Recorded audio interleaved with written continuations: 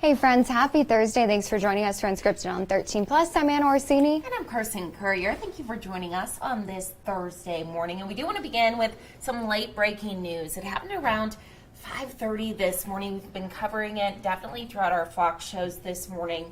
But take a look here. So this is some scene video. And we know an investigation is underway after an SUV crashed into a power pole this morning, causing an apartment fire. This happened on Alvernon Way between Pima Street and Speedway Boulevard around 5:30 this morning.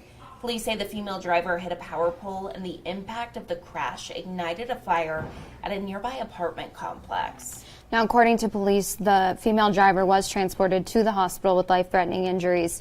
TPD tells us that a second person was in that car. Their condition and the extent of any injuries, if they were injured, are not known at this time. Now, the building was evacuated and personnel from Tucson Fire did put out that fire. There was a road closure in place from Lee Street to Speedway while crews worked to investigate that crash and that fire. We did have our very own Tolupe Ajayi out there this morning. She said that it looks like TFD was wrapping up their efforts out there, but that there were still crime scene investigators. So, of course, just use caution as you're heading out that way. That story is up on our website, though, and we'll keep you updated both on air and online. And of course, after not one but two powerful hurricanes, the U.S. is facing some shortages. The Small Business Administration's disaster loan program has run out of money. This news comes after around 49,000 new applications. Now, FEMA says it has enough money for now, but false information is making it harder for people to get the relief funds that they do need, especially those hurricane survivors. In Florida, we've talked a lot about this. The fuel supply is short there, and officials say they are working with ports to get fuel flowing once again. So going to be a kind of long time before I think that we see things even remotely get back to normal there in Florida. Also IV fluid, which obviously affects so many people across the nation. A lot of IV fluid was made in North Carolina, Asheville, actually. Oh my, I did not know that. Yes, so I know Banner Medical Center has been saying now they're kind of they have enough for right now, but they are using it sparingly. So hopefully that issue is fixed here shortly. But just shows that when one area is damaged, it kind of has an impact on everyone in some way. On all of us. And of course, remember that's something that you can do that's free is of course give blood. I know that's something that after all these disasters, they do need blood. They have a shortage of blood. So if that's something that you can do, definitely do that. It's free to help them out. But in the meantime, we do still have this going. Our Hurricane Helene and now Milton Help Fund through the Salvation Army. This is up at helenehelp.org. Gray Media, which is the parent company of KOLD, is helping raise those funds for the Salvation Army. So if you have even $5, $10 that you could donate, you can scan that QR code there on your screen to make a donation. You can also head to that website and just support the ongoing Hurricane Helene response and now Milton efforts there in the southeast part of the United States. And we want to bring in 13 First Alert forecaster Allie Potter this morning. Look at us in our girly colors this morning. Girly. I know. We didn't. I like it. Very Barbie. We love it. We also love these temperatures. I know, they're so nice. They're so nice. You know, yesterday, well, we'll get into what's to come as we head into Friday, but literally, I had to clean my glasses off because I'm like, no, we're nearing freezing temperatures in some areas later on this week. Like, you have to go, whoa, what is going on with Mother Nature? But ready or not, here it comes. I love it. I'm here for it. Yeah, right now, really nice outside. 77 degrees. Folks are out and about taking advantage of these really nice temperatures, too. Folks are walking their dogs, they're riding their bikes, they're taking a nice little walk. 77 degrees right now in Tucson, 73 Sierra Vista. We're seeing 81 in Marana, 73 for our friends in Douglas. Today, though, our high is only 90.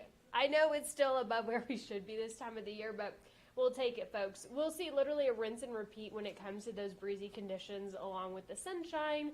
The sun, by the way, is setting earlier and earlier now, this time at 5:48 in the evening. We will see some, again, breezy conditions, a little more gusty than what we did see yesterday. The gustiest day will, in fact, be tomorrow. Take a look at this. Up to 35 miles per hour tomorrow, up to 28 when it comes to our Thursday. The good news is, by the weekend, those wind speeds are on the calmer side.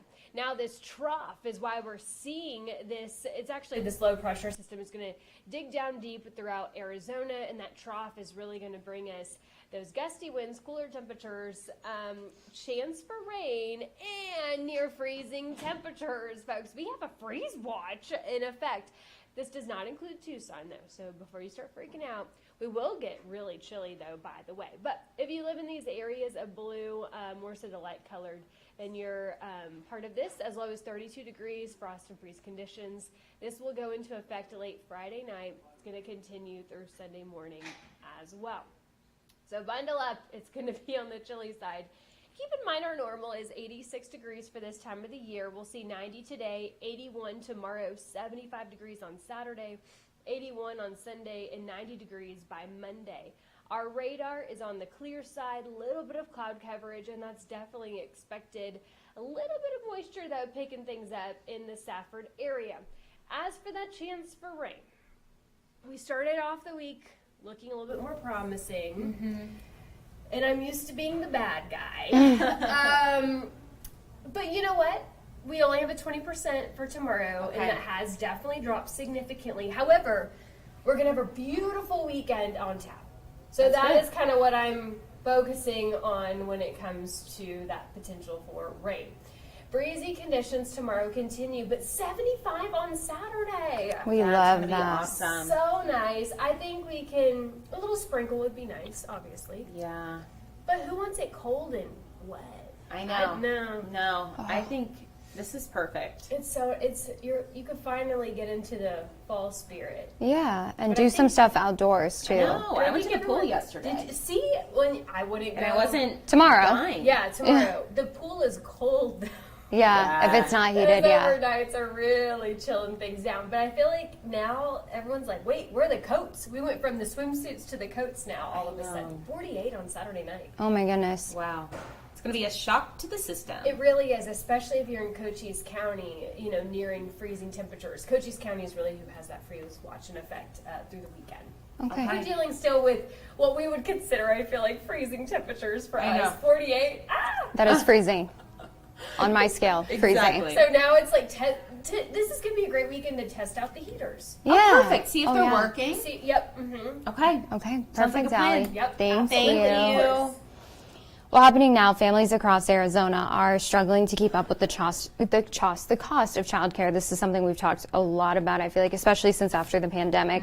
The state's seeing a $4 billion loss due to parents not being able to find that affordable care for their children. It's just so expensive. So now one organization is doing their part to try to ease the burden for some of these families. Our very own Andres Rendon has more on what this organization is doing to make childcare just more accessible. First things first, an organization dedicated to early childhood development says that childcare challenges in the state impact more than just families and parents, and they say businesses can help out and be a part of the solution. Senior Regional Director Jessica Harrington said businesses can look at the toolkit made by the organization on what practices have worked for employees with kids before. Things like offering flexible spending accounts is an option, but another simple but effective practice, getting your work schedule in advance. It's a win-win. Our economy benefits when more can be a part of the workforce and contributing. And also we recognize the importance of young children having high-quality early learning experiences. Predictive scheduling, according to Harrington, prevents callouts and people scrambling to find childcare at the last minute, which costs employers in the state over $950 million. One business like Ballet Tucson says with multiple performances, rehearsals, and dance classes going on at once, planning ahead is key. And as the rehearsal director, I have to actually be here in person for anytime the company dancers are on contract, and they have 20 to 25 week contracts. So during those weeks, I know ahead of time that I have to be here during those specific hours, and then we have 5 performances or 5 reps throughout the year. So I know ahead of time what those theater weeks are, and I can plan out when I'll need childcare very ahead of time, which is very nice. Practices and policies in that toolkit can always be adjusted depending on a business's size and their resource pool. If you're a business owner and you'd like to take a look at that toolkit, we'll have that available on KOLD.com. In Tucson, Andres Rendon, 13 News.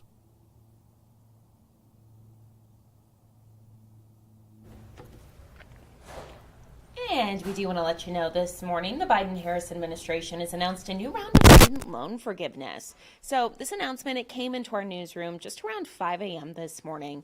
And with just 3 weeks until the election, the current administration is reminding voters of their historic relief plan. Now, this round of funding has brought the total amount of student loan debt canceled to more than $175 billion. That means nearly 5 million people have had those loans taken care of. So today's announcement alone will impact around 60,000 borrowers who are now approved for billions of dollars in student debt relief. Of course, as we continue to learn more and continue to follow this, we'll bring you the latest updates both on air and online. And we are wearing purple this morning. We match almost every day. We do, but on This these is for a Sundays, reason. It's special, yeah. Yes. Because it's for a good cause. October is Domestic Violence Awareness Month, if you didn't know, and it's such a hard thing to talk about because leaving and getting away from a very bad situation can be the most dangerous time for the survivors. So a lot of people don't know where to even begin to look for some of the resources and some of the support they have within the community. And because, as you mentioned, it's so hard to talk about, I think a lot of people don't even realize what some organizations offer or provide. So our very own Tallulah Ajayi, she has more information about what law enforcement are doing to try to make just speaking out a little bit easier for victims. Also some resources just for people at home if you're struggling and you don't really know what to do. There's a lot of resources out there. Yeah, and a lot of people who are there for you, so that's the most important thing to know. We'll let you go ahead and listen in. This form I'm holding works to help get those individuals the help that they need and deserve. It's known as the Appraise or Form 4C, and every time Arizona law enforcement responds to a domestic violence call, they're supposed to use this to gather crucial information and assess the danger level. The form consists of 2 tiers of questions ranging from asking about the frequency and severity of violence to specific threats and behaviors of the abuser. It's important to note that victims' participation is entirely voluntary, and they can decline to answer any or all questions. If they land in an elevated or high risk category, it means that they are 7 to 10 times more likely to be reassaulted. If a victim complies and answers those questions, they are then connected with vital support services and the information is provided to the courts. We provide information and say, this is what this shows, and this is really serious, and we're concerned about you. Here are the options of what you can do. And really, it's about providing that information so they can make the best decisions for themselves. The Pima County Attorney's Office wants to remind people that it is ultimately up to the victim to take those steps towards seeking help. But if you or someone you know is experiencing domestic violence, remember that there are resources available. For example, the National Domestic Violence Support Hotline allows victims to chat online or even call for help. All of these resources are free, confidential, and available 24/7. For more information, you can go to our website at KOLD.com. Reporting in studio, I'm Tallulah Ajayi, 13 News. And of course, you can always find more information in some of those resources on our website. Obviously, something very important for people to go ahead and look at, just because yourself, loved one, you know, it's a potentially dangerous situation at home. Just know that there are resources there for you, and you're supported, and of course, you are loved. Well, be sure that you for Unscripted on 13 Plus on our 13 Plus mobile app and streaming devices. Absolutely. You can see the ones that we're on. They're on your screen. Android TV, YouTube TV, Apple TV, Amazon Fire TV, and Roku. Or you can just go to our website, KOLD.com/livestream. Make sure you press channel 2. That way you can watch live, local, late-breaking events. And get out there and be sure to enjoy those temperatures today. 77 degrees right now. Really gorgeous. A little bit breezy, though not my favorite thing. But at this point, we'll take the cooler conditions, I feel like, if it takes a breeze or two coming with it. Exactly. I'm not a fan of breezy conditions, but you know what? I will take it because I can actually go outside without sweating like a crazy person. Right, and I'd rather take cooler breezy conditions than the ones that we see during the summer where it's like, Right. yeah, 110 degrees and breezy, so we can deal with this. We'll take it. We will definitely take it. Well, thanks so much for joining us today for Unscripted on 13 Plus. Have a great rest of your Thursday, and we'll see you back here tomorrow morning.